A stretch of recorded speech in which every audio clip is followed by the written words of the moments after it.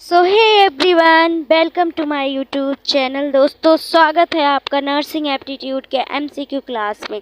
चलिए सबसे पहला क्वेश्चन सॉल्व करना स्टार्ट करते हैं। और दोस्तों, स्टार्ट करने से पहले मैं आपको बता दूं, आज जो है मेरे पड़ोस में थोड़ा शोर शराबा हो रहा है। अगर आपको सुनाई दे तो आप मैनेज कर लीजिएगा। चलिए सबसे पहले हम क्वेश्चन सॉल्व करते हैं। पहला क्वेश्चन अपना क्या कह रहा है, when was the Indian nursing council establish, यानी भारतीय नर्सिंग संहिता कब स्थापित किया गया।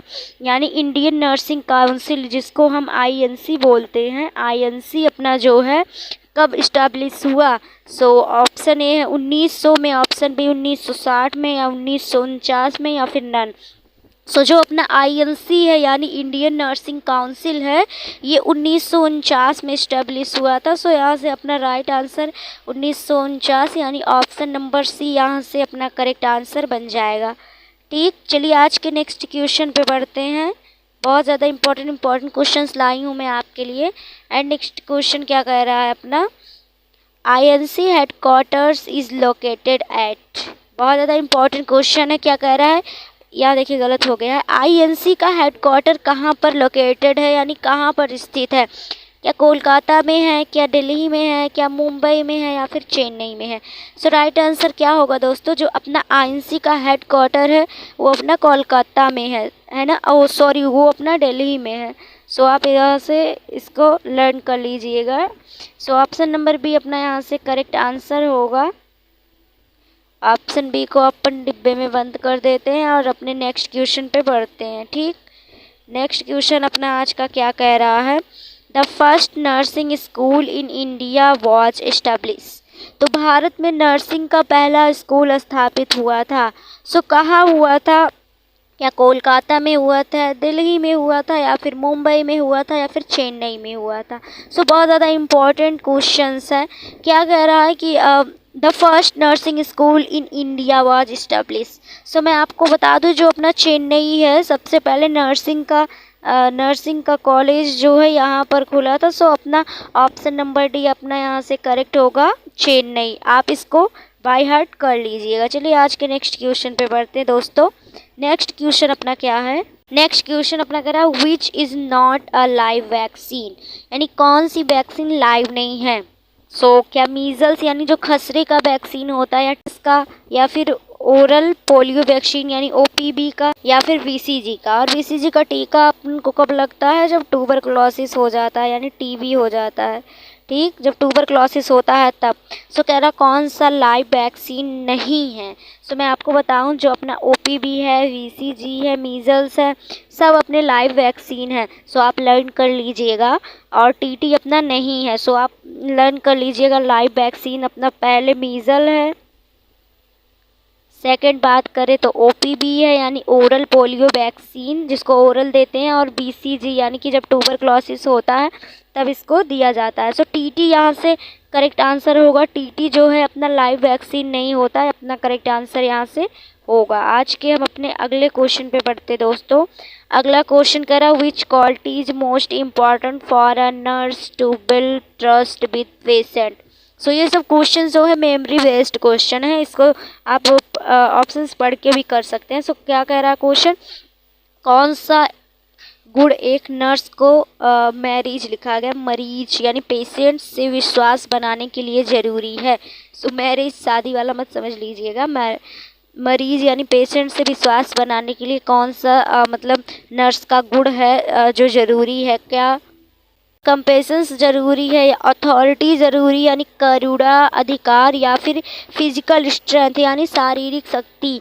जो एक नर्स है उसको पेशेंट से विश्वास बनाने के लिए क्या करना होगा, करुणा दिखाना होगा। ऑप्शन नंबर ए अपना यहाँ से करेक्ट आंसर होगा। कॉम्पेशन करना होगा यानी उसके प्रति सिंपैथी दिखाना होगा। ठीक, और शारीरिक शक्ति और अथॉरिटी का यहाँ कोई बात नहीं है।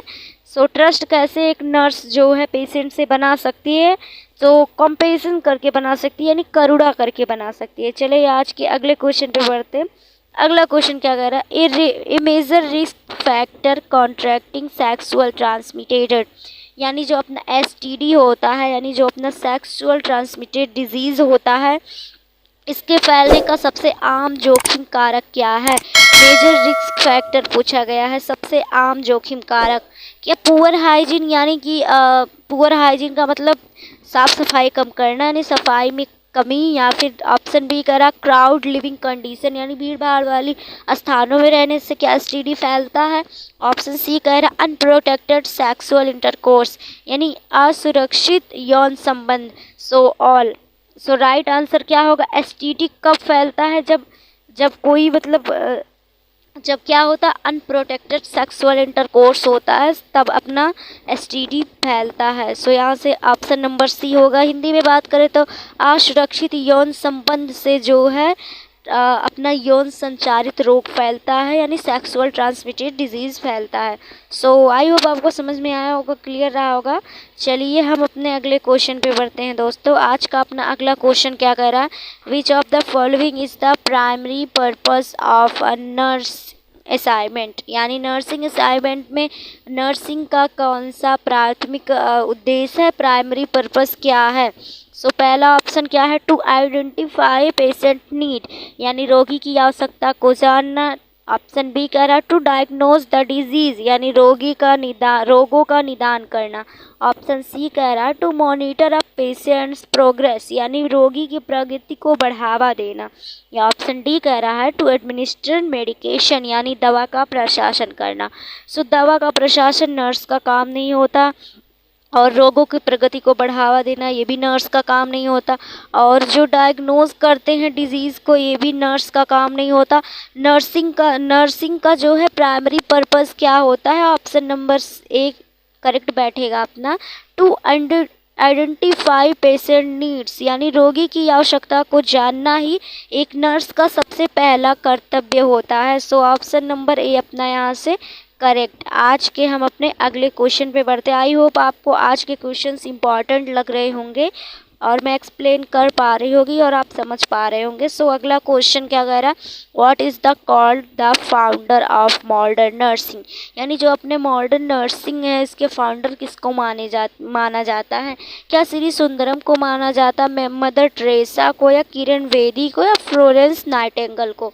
सो फ्लोरेंस नाइटिंगेल को माना जाता है अपना मॉडर्न नर्सिंग फाउंडेशन।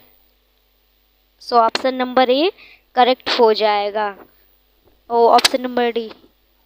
और आज के हम अपने अगले क्वेश्चन पे बढ़े।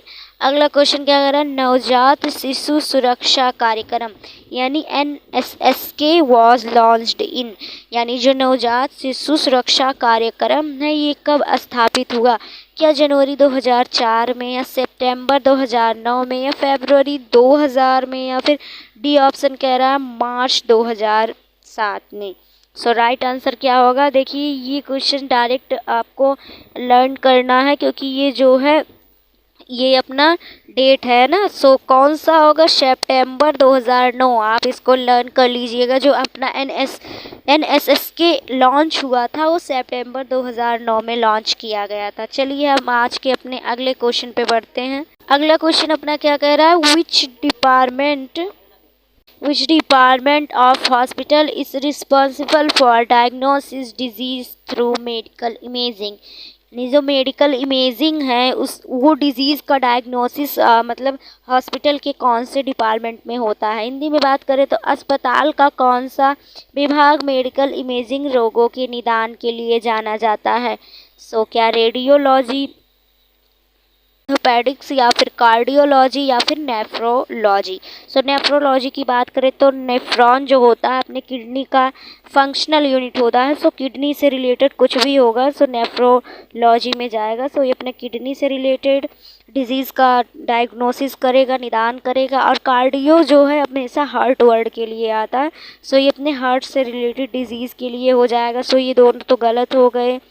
तो रेडियोलॉजी अपना यहाँ से करेक्ट आंसर होगा। रेडियोलॉजी को आप यहाँ से डिब्बे में बंद कर देते हैं। रेडियोलॉजी क्या होता है कि डायग्नोसिस करता है, जो मेडिकल इमेजिंग होता है इसके डायग्नोसिस का एक डिपार्टमेंट होता है, हॉस्पिटल में होता है। चलिए फिर आज के अपने अगले क्वेश्चन पे बढ़ते हैं। अगला क्वेश्चन अपना क्या कह रहा है? The first school of nursing in India was established in which year? बहुत ज़्यादा इम्पोर्टेंट क्वेश्चन है। क्या कह रहा है, भारत में किस वर्ष नर्सिंग स्कूल की स्थापना हुई? ऑप्शन ए कह रहा है 1660 में, 1880 में, या फिर 1800 क्या बोलते हैं इसको 67 यानी कि 67 में, या 1990 में। सबसे पहले नर्सिंग स्कूल इंडिया में कितने में हुआ था? 1867। आप इसको डायरेक्टली लर्न कर लीजिएगा। चलिए आज के हम अपने लास्ट क्वेश्चन पे बढ़ते हैं। लास्ट क्वेश्चन क्या कह रहा है अपना, where is the central drug research of institute India located? यानी जो अपने इंडिया में सेंट्रल ड्रग्स रिसर्च इंस्टीट्यूट है ये कहाँ पर स्थित है? लखनऊ में है, या फिर दिल्ली में, या फिर कोलकाता में, या फिर चेन्नई में? जो अपना CDRI है, CDRI यानी सेंट्रल ड्रग्स रिसर्च इंस्टीट्यूट, ये अपने लखनऊ में स्थित है। आज के यही क्वेश्चंस थे। आई होप आपको इम्पोर्टेंट लगे होंगे। Thank you for watching this video.